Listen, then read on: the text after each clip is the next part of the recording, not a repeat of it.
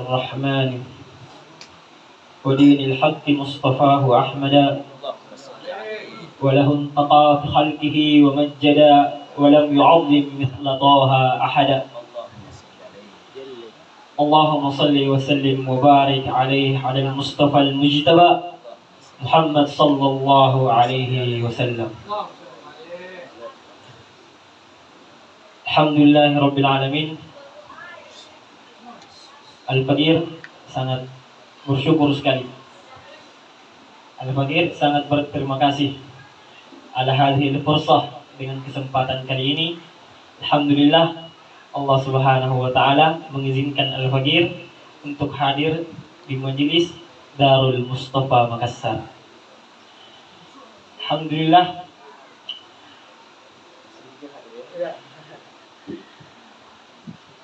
Ana selepas kepulangan Ana 2 bulan setelah pulang dari Hadramaut, setibanya di Makassar, Ana nyari di mana majelis Rasulullah yang ada di Makassar ini.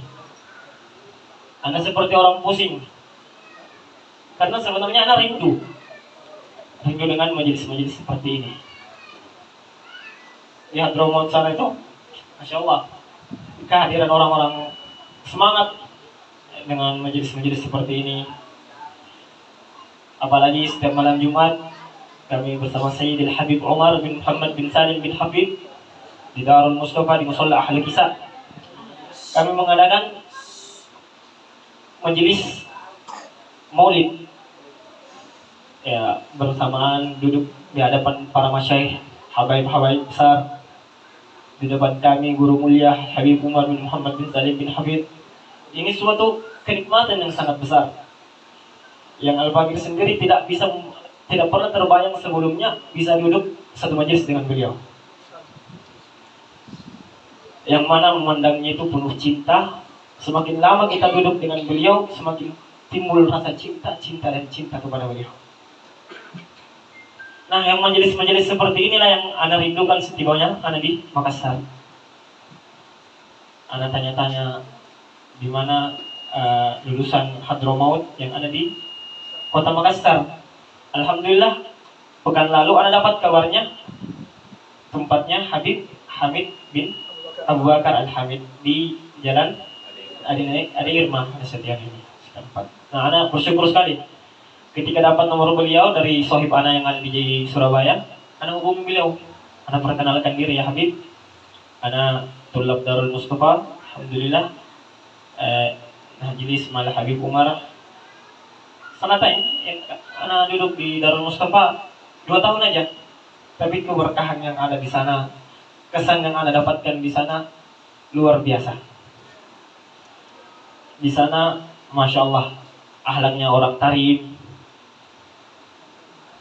bagaimana husnuzonnya mereka bukan setiap kepada manusia, bukan cuma kepada manusia, seluruh makhluk, ke hewan. Husnuzonnya tuh Masya Allah orang-orang sana. Semangatnya dalam majelis-majelis seperti itu Masya Allah, seperti ini.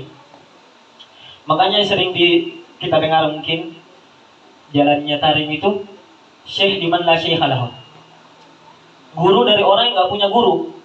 Makanya gimana? Memang ketika kita keluar di syawari Tarim, di gang-gangnya, di jalan-jalannya Tarim, nanti kita lihat orang-orang jalan itu, walau kita nggak tahu ada majelis di mana, kita tinggal ikuti orang-orang itu. Tujuannya sama, menghadiri majelis.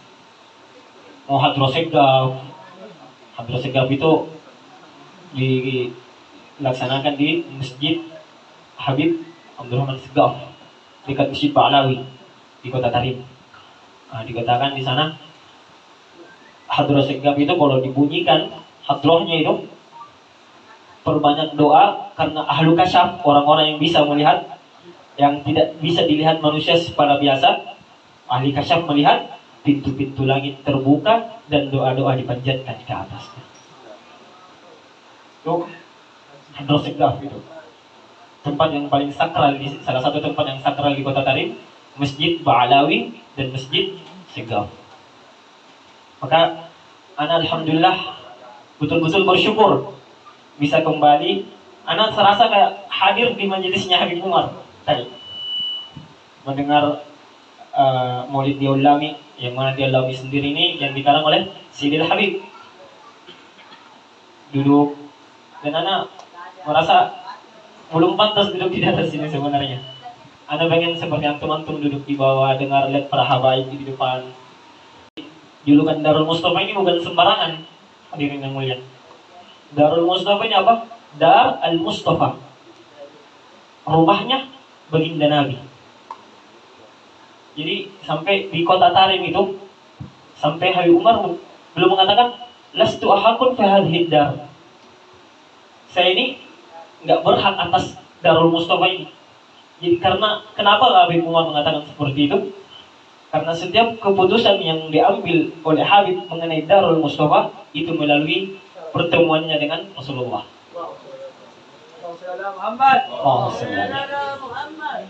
Makanya Habib Umar, saya nggak berhak buat aturan di Darul Mustafa ini, nggak berhak beliau. Karena setiap aturan yang ada di Darul Mustafa itu persoalan beliau melalui baginda Rasulullah SAW. Bahkan banyak dari tulab di Darul Mustafa itu para habaib juga, bukan sembarangan orang. Beliau ini khalifnya Habib Umar. Suatu ketika di sepertiga malam, kan kami programnya itu jam 3 udah pembangunan, Qiyamul Lail, kemudian baca Al-Qar, qasidah-qasidahnya Imam Haddad, qasidah Abu Bakar Sakran, Syekh Abu Bakar Sakran. Nah, suatu ketika namanya Khodim, beliau ini berhak datang ke mihrabnya Habib Umar. Waktu itu mihrabnya tertutup. Beliau buka pintu untuk bertemu dengan Habib, mau menyediakan buhur seperti ini. Paham kan buhur? Kira biasanya buhur. Kalau orang Makassar bilang dupa-dupa. Nah, kalau orang Arab bilang pada umumnya buhur. Makhbarah tempatnya buhur. Nah, ketika santri itu masuk, santri ini spontan melihat Sidil Habib memandang cahaya yang begitu besar. Kaget santrinya. Dan di tangan Habib memegang kayak sebuah gumpalan warna hitam. Maka karena segannya santri tersebut masuk, ditutup kembali. Santrinya ini bukan orang sembarangan, karena bisa lihat secara kasar juga itu. Karena beliau juga orang pilihan, karena yang dijadikan sebagai khodimnya Sayyidil Habib itu bukan orang sembarangan. Pasti dilihat amalannya, ketawaduannya, ketertibannya di ma'had, Darul Mustafa, keistiqomahannya itu dilihat semua. Jadi makanya dipilih sama syu'un, sama ustadz-ustadz tinggi-tinggi Darul Mustafa untuk dijadikan khodimnya Sayyidil Habib. Ternyata dia melihat persoalannya Sayyidil Habib kepada Sayyidil Mustafa Muhammad SAW. Kemudian kantong yang di tangannya Habib ini adalah mukhalafah santri beliau. Mukhalafah itu pelanggarannya santri beliau. Sampai kata beliau, kalau bukan saya yang tanggung jawab, siapa lagi? Masa saya mau lepaskan santri-santri saya? Jadi saking perhatiannya Sayyidil Habib Umar kepada santri-santrinya. Kita itu setiap subuh musafahah softpan tersof musafahah sama Sayyidil Habib. Kulla yaum, tiap hari dari ujung kanan. Paling pertama tengah dulu soalnya para masyayikh yang ada dari musafahah cinta sama Habib. Setiap hari selama Habib masih di Tarim, Habib punya program setiap subuh wajib di Darul Mustafa menjadi imam di sana. Jadi setiap subuh memang programnya kita adalah musafah sama Habib. Nah, ada santri yang namanya santri yang tiap hari merasa musafah sama Habib itu, dia bilang nanti aja lah, sudah sering. Akhirnya dia tertidur di belakang sambil sandar begini. Dalam tidurnya dia mimpi. Semua santri yang musafah, semua orang-orang yang musafah. Jadi yang musafah ini nggak cuma tulab. Yang musafah ini orang yang sholat subuh di Darul Mustafa. Darul Mustafa itu terbuka untuk umum. Yang sholat subuh bolehkan musafah sama Sayyidil Habib. Jadi kalau di Indonesia itu kita ngantri, itu pun kalau dapat. Kalau masuk ke Darul Mustafa, semoga antum semua bisa berziarah ke sana, bisa mukobalah mal Habib, musafahah mal Habib. Masya Allah, tangannya lembut, wangi. Pokoknya Masya Allah beliau. Nah, kemudian soft kita musafah sama Habib. Terus santri yang tidur-tiduran di belakang, yang malas-malasan, jangan nanti aja capek ngantri. Mimpinya itu orang-orang yang lagi salaman, setiap orang dikasih syahadah sama Habib, ijazah. Setiap orang dikasih hadiah sama Sayyidina Habib Umar. Mimpinya. Akhirnya dia terbangun, langsung lari ke depan ikut musafah. Jadi nggak sembarangan ini musafah sama Habib Umar itu hadiah. Sampai anak berpikir, walaupun sebenarnya mimpi tidak bisa dijadikan dalil, mimpi itu tidak bisa dijadikan dalil, namun ini hanya cerita untuk menyemangatkan diri sendiri. Al-Fakir sendiri pernah mimpi ketemu Sayyidil Habib Umar, bukan pernah, tapi sering, alhamdulillah. Waktu Darul Mustafa, mimpi anak dalam beliau berpesan ke sana 3 perkara. La tafutus salat al-jamaah. Jangan kamu lewatkan salat berjamaah, kata beliau. Yang pertama. Yang kedua, la tafutul musafah ma'i. Jangan kamu lewatkan musafah denganku. Nah, yang ketiga anak lupa mimpinya yang ketiga itu. Akhirnya ketika anak lupa, kita sebagai santri kalau ingin ngobrol sama Habib ada waktunya memang. Dicatat ngantri, bahkan anak yang ngantri sampai 3 bulan baru bisa bicara sama Habib. Saking sibuknya beliau, padatnya jadwal beliau di Tarim. Tarim di luar Tarim itu padat jadwal beliau. Sampai setiap tahun tuh ada program ke Jordan. Dulu waktu masih ada Sayyidil Habib Ali Masyhur, kakaknya beliau, sampai ke Afrika, bahkan tiap tahun ke Indonesia. Nah, tahun ini alhamdulillah Sayyidil Habib ada kesempatan datang ke Indonesia, di Jakarta dan di Jawa Timur nanti. Agustus tanggal 20 bulan ini. 19 ya. Nah, ini setelah terakhir 2019 beliau datang. Karena 2019 akhir awal-awal virus corona itu Sayyidil Habib Ali Masyhur wafat. Akhirnya seluruh tanggung jawab di kota Tarim itu ke Sayyidil Habib Umar. Akhirnya beliau yang tanggung jawab seluruh masuliah yang ada di Tarim. Masalah-masalah lain. Sempat kalau kita belajar sama Sayyidil Habib, tiba-tiba ada laporan ada yang mau disolatkan di Zambal, di makom Zambal, makomnya para aulia di sana. Habib langsung segerakan cepat selesai, kemudian beliau beranjak dari Darul Mustafa menuju ke Zambal untuk menyolati mayit. Jadi ada yang mayit, kok ada mayit, beliau yang sholat pada kali itu. Nah, kemudian akhirnya ada tanya ke khalifnya beliau, disuruh tulis surat aja, karena kalau ngomong ke beliau susah. Makanya nulis surat, tulis surat Bismillah, sholawat, terus anak curhat, tapi anak dalam mimpi ketemu antum nasihatnya ada 3 perkara. Jangan tinggalkan sholat jamaah, jangan tinggalkan musafah dengan saya. Ketiga anak lupa, apa amrus salis? Apa perkara ketiga itu? Beliau bilang, aksirul istighfar qabla maghrib wa qabla subuh. Perbanyak istighfar sebelum maghrib dan sebelum subuh. Jadi seakan-akan beliau tahu mimpi aneh. Beliau bilang, beliau jadi nomor 3 itu anak kosongkan, beliau tulis pakai tulisannya beliau. Kertasnya masih ada di rumah. Tulisannya ada simpan kan, kasih minyak wangi. Ya, Masya Allah.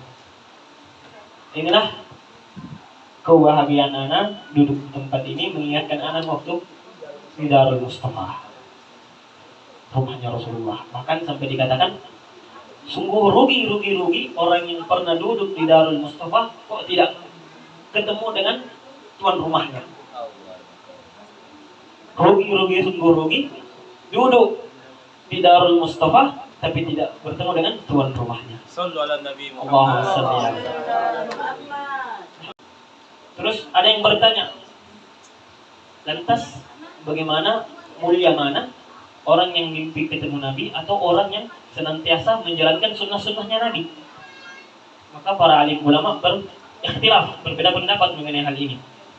Hanya saja Al-Habib Muhammad bin Abdullah Al-Idrus, yang salah satu habaib besar di Darul Mustafa, beliau mengatakan dalam pembahasan ini, mimpi itu anugerahnya Allah yang murni Allah kasih Walaupun mau berusaha gimana, kalau Allah nggak kasih, nggak akan dapat mimpi. Sedangkan sunnah Nabi adalah usaha kita.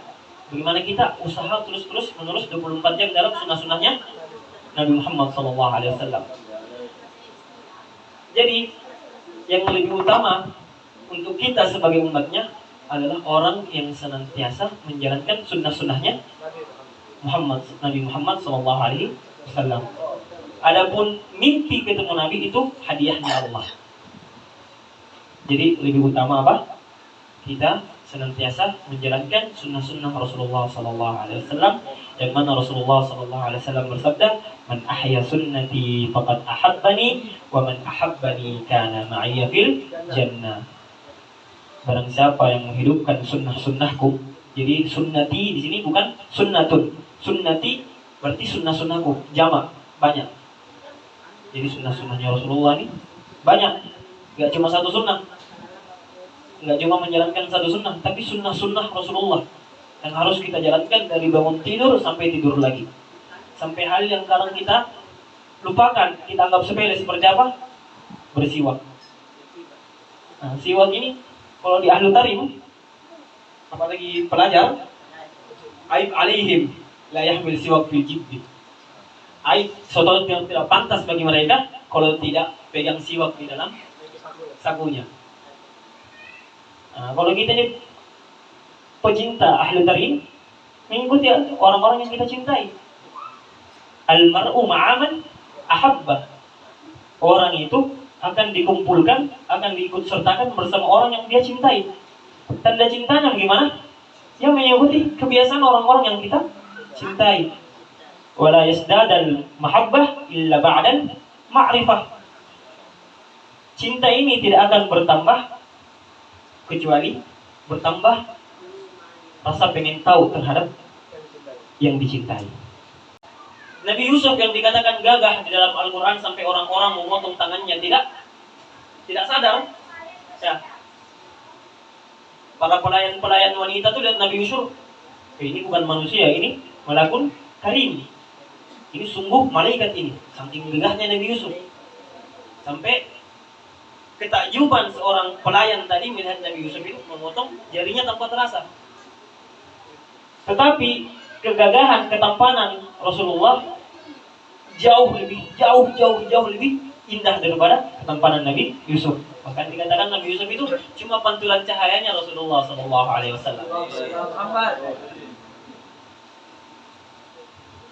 Nah, kalau orang melihat Rasulullah dengan penuh mahabbah, dengan penuh cinta, kalau Nabi Yusuf melihat Nabi Yusuf potong-potong tangannya tidak terasa. Kalau orang sama Rasulullah, lihat Rasulullah dengan penuh mahabbah, dengan sadar diri rela mengorbankan jiwa dan raganya. Para sahabat, kita buktikan dengan cintanya ke Rasulullah, dengan rasa pandangan yang begitu Masya Allah, rela mengorbankan darahnya, hartanya demi Rasulullah. Jadi kalau tidak sadar itu hal yang biasa, tapi ini sadar mengorbankan dirinya demi Rasulullah. Nah, sekarang kita sebagai umatnya Rasulullah, yang umat yang sangat-sangat dirindukan Rasulullah, sampai kata Nabi, "Aina ahbadi?" Mana kekasih-kekasihku, saudara-saudaraku, kata Nabi. Terus kata para sahabat, kami ini saudara-saudaramu ya Rasulullah. Siapa lagi kau ulukan kami? Kata Nabi, "Antum ashabi." Kami ini sahabat-sahabatku.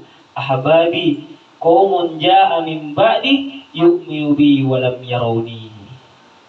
Kekasihku, saudara-saudaraku adalah suatu kaum yang datang setelah kematianku, yang beriman kepadaku tapi belum pernah melihatku. Nah, kita ini saudara-saudaranya Rasulullah. Bahkan kerinduan kita kepada Rasulullah lebih duluan rindu kepada kita. 1400 tahun lamanya beliau sudah rindu daripada rindunya kita kepada beliau. Nah, sekarang bukti kecintaan kita ini apa? Bukti kecintaan kita kepada Rasulullah. Kita harus menjauhi perkara-perkara yang tidak diridhai Rasulullah SAW. Kira-kira malu tak kita kalau misalnya mukhalafa'an sunnatir Rasulillah, kan? Melanggar dari sunnah-sunnahnya Rasulullah. Malu. Malu bagaimana nanti kita berhadapan dengan baginda Nabi ketika di mahsyar, yang mana di mahsyar nanti tidak ada syafaat illa syafaat Rasul, tidak mendapatkan kita syafaat kecuali syafaatnya Nabi. Nah kita pengen mau dapat syafaatnya Nabi kok melanggar aturannya Nabi, kan malu kita. Kalau kita sudah siap betul-betul ingin dekat kepada Rasulullah, maka siap mendapatkan ujian-ujian dari Allah. Seperti itu sahabat, ya Rasulullah, saya semakin cinta kepadamu, saya semakin kehilangan sesuatu. Kata Rasulullah, begitulah orang-orang yang cinta kepadaku, semakin dekat kepadaku, semakin diuji dia oleh Allah Subhanahu wa Ta'ala.